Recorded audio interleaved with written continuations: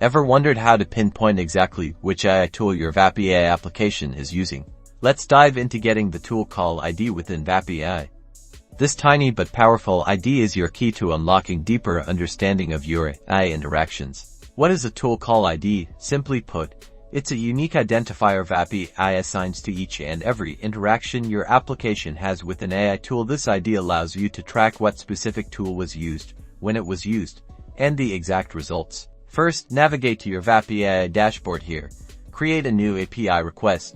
Just like you normally would, configure the request to use the AI tool you're interested in, such as one for text summarization or image generation.